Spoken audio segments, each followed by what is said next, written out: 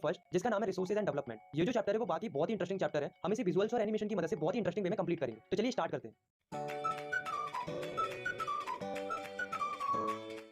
दोस्तों, हमारी जो प्रकृति होती है उसमें हमें बहुत सारी चीजें देखने को मिलती है, जैसे कि water, forest, soil, wind, animal. ये सब क्या है? ये सब रिसोर्सेज है। रिसोर्सेज का मतलब होता है कि हमारी प्रकृति में मौजूद कोई भी ऐसी चीज जो हमारी जरूरत को पूरा करती है उसे हम रिसोर्स कहते हैं। बशर्ते वो चीज हमारे लिए टेक्निकली एक्सेसिबल होनी चाहिए, मतलब उस रिसोर्स तक पहुंचने के लिए हमारे पास टेक्नोलॉजी होनी चाहिए। दूसरी, इकोनॉमिकली फीजिबल होनी चाहिए, मतलब उस रिसोर्स से हमें इकोनॉमिकल प्रॉफिट होना चाहिए। तीसरी, कल्चरली एक्सेप्टेबल होनी चाहिए, मतलब लोगों को उस चीज से कोई नुकसान या चोट नहीं पहुंचनी चाहिए। अगर ये तीनों कंडीशन फॉलो होंगी तभी कोई चीज रिसोर्स मानी जाएगी, अदरवाइज नहीं मानी जाएगी। तो हम लिख सकते हैं everything available in our environment which can be used to satisfy our needs provided it is technically accessible, economically feasible and culturally acceptable, it is called a resource. आया समझ में?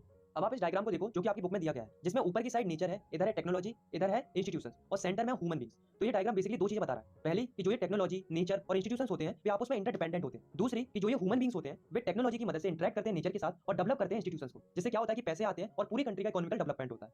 Classification of resources. रिसोर्सेज को चार तरीकों से classify किया गया है, मतलब कि रिसोर्सेज को चार तरीकों से बांटा गया है। On the basis of origin, on the basis of accessibility, on the basis of ownership and on the basis of status of development. तो सबसे पहले हम बात करते हैं on the basis of origin.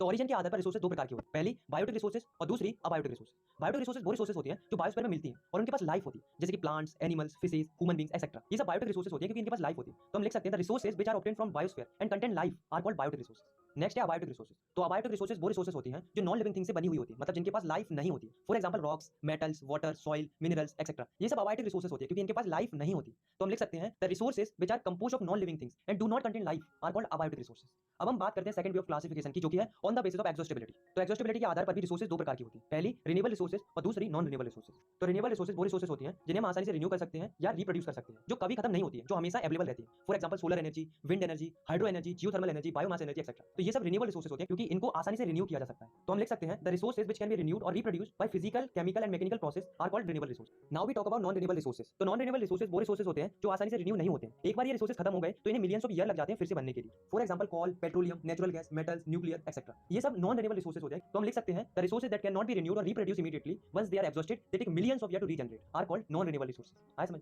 अब हम बात करते हैं थर्ड वे ऑफ क्लासिफिकेशन की, जो कि है on the basis of ownership. तो ओनरशिप के बेसिस पर रिसोर्सेज चार प्रकार की होती है। पहली इंडिविजुअल रिसोर्सेज, दूसरी कम्युनिटी ओन रिसोर्सेज, तीसरी नेशनल रिसोर्सेज और चौथी इंटरनेशनल रिसोर्सेज। तो सबसे पहले हम बात करते हैं इंडिविजुअल रिसोर्सेज की। तो इंडिविजुअल रिसोर्सेज वो रिसोर्सेज होती हैं जिन्हें कोई एक व्यक्ति ओन करता है प्राइवेटली, मतलब किसी व्यक्ति की कोई निजी संपत्ति है तो वो उसकी इंडिविजुअल रिसोर्स है। For example plot, field, house, car, book. ये सब इंडिविजुअल रिसोर्सेज होती हैं क्योंकि इन सब पर किसी एक इंडिविजुअल व्यक्ति का कंट्रोल रहता है। तो हम लिख सकते हैं the resources which are own privately by individuals are called individual resources. Next है कम्युनिटी ओन रिसोर्सेज। तो कम्युनिटी ओन रिसोर्सेज वो रिसोर्सेज होती हैं जो किसी एक व्यक्ति के लिए नहीं बल्कि पूरी की पूरी कम्युनिटी के लिए होती है। For example public parks, picnic spots, ponds, playgrounds, grazing ground. ये सब कम्युनिटी ओन रिसोर्सेज है।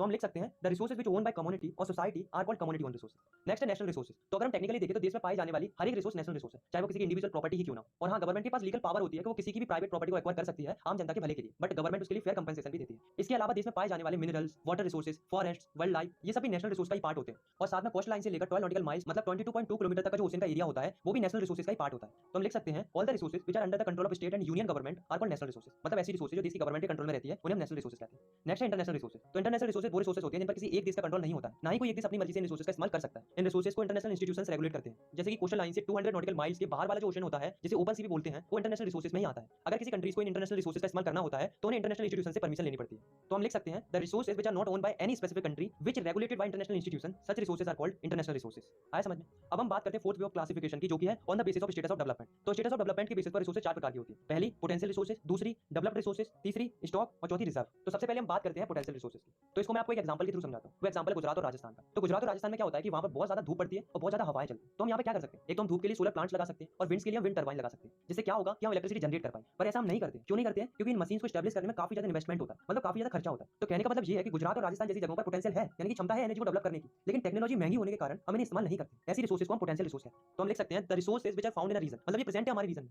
And they have potential to satisfy human needs, और इनके पास क्षमता भी हमारी जरूरतों को पूरा करने की, but their utilization has not been started, पर इनका इस्तेमाल करना हमने शुरू नहीं किया है। क्यों नहीं किया है? Because technology is so expensive, मतलब जो टेक्नोलॉजी है वो बहुत महंगी है। आए समझ में? इसका एग्जांपल हम लिख सकते हैं Gujarat and Rajasthan have potential for solar and wind energy.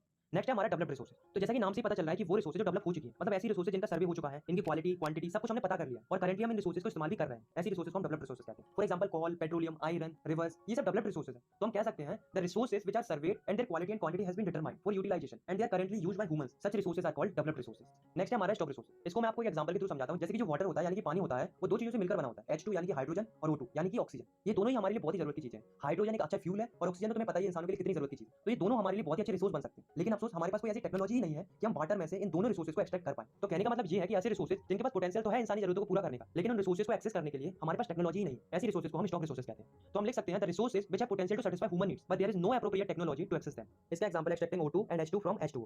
Last है हमारा रिजर्व रिसोर्सेज। तो रिजर्व रिसोर्सेज वो रिसोर्सेज होती हैं जिनको यूटिलाइज करने के पास हमारे पास टेक्नोलॉजी है, पर हम इन रिसोर्सेज का इस्तेमाल जानबूझकर नहीं करते। हमने इन रिसोर्सेज को रिजर्व करके रखा है फ्यूचर की जरूरतों के लिए। फॉर एग्जांपल जो डैम्स के अंदर पानी होता है और जो फॉरेस्ट होते हैं उन्हें हमने रिजर्व करके रखा है फ्यूचर के लिए। हम इन रिसोर्सेज को थोड़ा बहुत ही यूज करते हैं ताकि जब फ्यूचर में जरूरत पड़े तब हम इन्हें आसानी से यूज कर सकते हैं। तो हम लिख सकते हैं the resources which can be utilized with the help of existing technology but we do not use them because we keep them for future requirements. आया समझ में? नेक्स्ट टॉपिक है हमारा डेवलपमेंट ऑफ रिसोर्सेज। दोस्तों हम ये बात तो जानते हैं कि जो रिसोर्सेज हैं वो हमारे लिए कितनी जरूरी है, क्योंकि ये हमारी नीड्स को सेटिस्फाई करती है, यानी कि हमारी जरूरतों को पूरा करती है। लेकिन दोस्तों इंसानों ने क्या किया है कि इन रिसोर्सेज को इंडिस्क्रिमिनेट तरीके से यूज किया है, यानी कि इन रिसोर्सेज को अंधाधुंध तरीके से इस्तेमाल किया है, जिस वजह से हमें आज के समय में कई सारी प्रॉब्लम्स देखने को मिल रही हैं। अब क्या क्या प्रॉब्लम्स देखने को मिल रही हैं चलिए देखते हैं। Problem caused by indiscriminate use of resources. तो बेसिकली हमें तीन प्रॉब्लम्स फेस करनी पड़ रही है। इसमें से पहली प्रॉब्लम है कि कुछ लालची लोगों ने अपने फायदे के लिए इन रिसोर्सेज का ओवर यूज किया है, जिस वजह से जो रिसोर्सेज हैं वो खत्म होती जा रही है। दूसरी प्रॉब्लम है कि जो रिसोर्सेज हैं वो कुछ ही लोगों के पास पहुंचती जा रही हैं, जिस वजह से जो सोसाइटी है वो दो हिस्सों में बढ़ गई है, रिच और पुअर, यानी कि अमीर और गरीब। आप खुद ही सोचो ना कि जिसके पास ज्यादा रिसोर्सेज होंगे वो अमीर होता जाएगा और जिसके पास कम रिसोर्सेज होंगे वो गरीब होता जाएगा। बस इसी तरह से जो समाज है वो दो हिस्सों में बढ़ती जा रही है। तीसरी प्रॉब्लम है कि रिसोर्सेज के ओवर एक्सप्लॉइटेशन की वजह से हमें कई सारी इकोलॉजिकल क्राइसिस से गुजरना पड़ रहा है, जैसे कि global warming, ozone layer depletion, pollution, land degradation etcetera. अब दोस्तों सवाल ये उठता है कि क्या कोई ऐसा तरीका है जिससे हम रिसोर्सेज को बचा सकते हैं? तो इसके लिए एक टर्म इंट्रोड्यूस हुआ, एक कांसेप्ट आया जिसका नाम है सस्टेनेबल डेवलपमेंट। तो सस्टेनेबल डेवलपमेंट क्या कहता है कि रिसोर्सेज का इस्तेमाल करो, बेशक करो, पर इस तरीके से करो कि जो हमारा एनवायरमेंट है वो डैमेज ना हो और जो आने वाली फ्यूचर जनरेशंस है उनके लिए भी रिसोर्सेज बची रहे। तो हम सस्टेनेबल डेवलपमेंट को कुछ इस तरीके से लिख सकते हैं the resources should be used in such a way that our environment is not damaged and the needs of future generations are not compromised. This called as sustainable development. अब दोस्तों सवाल ये उठता है कि जो ये सस्टेनेबल डेवलपमेंट का जो आइडिया था वो आया कहां से, इसकी शुरुआत कहां से? तो हुआ क्या था कि 1992 में एक मीटिंग हुई थी जिसका नाम था रियो डे जेनेरियो अर्थ समिट। ये दुनिया का पहला इंटरनेशनल अर्थ समिट था। ये कहां पर हुआ था? तो ये ब्राजील में एक जगह रियो डे जेनेरियो, वहां पर ये मीटिंग हुई थी। इस मीटिंग में 100 से ज्यादा देशों ने भाग लिया था। अब दोस्तों रीजन क्या था इस मीटिंग को करने का? तो रीजन था कि कैसे हम एनवायरमेंट को प्रोटेक्ट कर सकते हैं और जो एनवायरमेंट से रिलेटेड जितनी भी समस्या है उनका क्या क्या समाधान हो सकता है इस चीज पर डिस्कशन करना, ताकि विश्व स्तर पर सोशियो इकोनॉमिक डेवलपमेंट हो सके। तो ये रीजन था और इसके लिए मीटिंग होती है, सभी आपस में डिस्कशन करते हैं और अपने अपने विचार रखते हैं। इसके बाद इस मीटिंग का रिजल्ट आता है। तो रिजल्ट क्या आता है देखो, पहला, सारे देश मिलकर जंगलों को प्रोटेक्ट करने के लिए ग्लोबल फॉरेस्ट प्रिंसिपल पर सहमति जताते, मतलब सारे देशों के लीडर ये सहमति जताते हैं कि हम जंगलों का सस्टेनेबल तरीके से इस्तेमाल करेंगे और जंगलों की रक्षा करेंगे। दूसरा, ये सारे देशों के लीडर सस्टेनेबल डेवलपमेंट के लिए एजेंडा 21 को अपनाते हैं। अब सवाल ये उठता है कि एजेंडा 21 क्या था? तो एजेंडा 21 बेसिकली कुछ नहीं था, एक डिक्लेरेशन था, यानी कि एक घोषणा पत्र था जिसमें एनवायरमेंट की जो अलग अलग प्रॉब्लम्स थी जो कि इंसानों ने क्रिएट की थी उनको कैसे खत्म करना है और एनवायरमेंट को कैसे बचाना है, इस चीज पर एक ब्लूप्रिंट था। तो आए समझ में कि क्या था एजेंडा 21। नेक्स्ट टॉपिक हमारा रिसोर्स प्लानिंग। तो जैसा कि आपको नाम से पता चल रहा है कि रिसोर्स प्लानिंग का मतलब होता है रिसोर्सेज की प्लानिंग करना, मतलब रिसोर्सेज को सही ढंग से इस्तेमाल करना। अब दोस्तों एक क्वेश्चन अराइज होता है कि रिसोर्स प्लानिंग करने की जरूरत क्या है हमें? तो रिसोर्स प्लानिंग करना क्यों जरूरी है ये मैं आपको एक एग्जांपल के थ्रू समझाता हूं। जैसे मान लो ये हमारी इंडिया है, तो इंडिया में झारखंड और छत्तीसगढ़ में काफी ज्यादा मिनरल्स और कोयल पाया जाता है। सिमिलरली अगर हम बात करें राजस्थान की, तो राजस्थान में सोलर एंड विंड एनर्जी काफी मात्रा में है, लेकिन वहां पर पानी की कमी है। और वहीं अगर हम बात करें अरुणाचल प्रदेश की, तो वहां पर पानी तो बहुत है लेकिन इंफ्रास्ट्रक्चर की कमी है। तो कहने का मतलब ये है कि हमारे यहाँ रिसोर्सेज तो बहुत है लेकिन वो अनइवन तरीके से डिस्ट्रीब्यूटेड है। तो ऐसे में रिसोर्स प्लानिंग करना बहुत ही ज्यादा जरूरी हो जाता है ताकि जहां जिस रिसोर्स की कमी है वहां उस रिसोर्स को पहुंचा पाए, ताकि किसी एक रीजन का नहीं बल्कि पूरी कंट्री का डेवलपमेंट हो सके। Resource planning in India. तो दोस्तों हमने ये तो जान लिया कि रिसोर्स प्लानिंग क्या होती है और ये क्यों जरूरी है, लेकिन इस टॉपिक में हम पढ़ेंगे कि इंडिया में रिसोर्स प्लानिंग एक्चुअली में होती कैसे। तो देखो, रिसोर्स प्लानिंग करने के 3 स्टेप्स होते हैं। पहला स्टेप होता है identification and inventory of resources. इस स्टेप में हम क्या करते हैं देखो, सबसे पहले हम रिसोर्सेज के लिए सर्वे करते हैं, उसके बाद कहां कौन सी रिसोर्स प्रेजेंट है इसके लिए हम मैपिंग करते हैं, उसके बाद क्वालिटी एंड क्वांटिटी चेक करते हैं, फिर आखिर में मेजरमेंट करते हैं। बेसिकली हम रिसोर्सेज की लिस्ट बनाते हैं। सेकंड स्टेप होता है हमारा इवॉल्विंग अ प्लान स्ट्रक्चर। अब हमने रिसोर्सेज से रिलेटेड सारी रिसर्च वगैरह कर ली, हमें ये पता चल गया कि कहां कौन सी रिसोर्स प्रेजेंट है, तो अब हमारी उस रिसोर्सेज को बाहर निकालने। तो बेसिकली सेकंड स्टेप में हम यही करते हैं, हम एक प्लानिंग स्ट्रक्चर बनाते हैं जिसमें हम ये प्लान करते हैं कि रिसोर्सेज को निकालने के लिए कौन कौन सी टेक्नोलॉजी चाहिए और कौन कौन सी स्किल वाले लोग चाहिए और इसके लिए हमें किस तरह के इंस्टीट्यूशन सेटअप करने पड़ेंगे। थर्ड स्टेप होता है हमारा matching the resources plans with overall national development plans.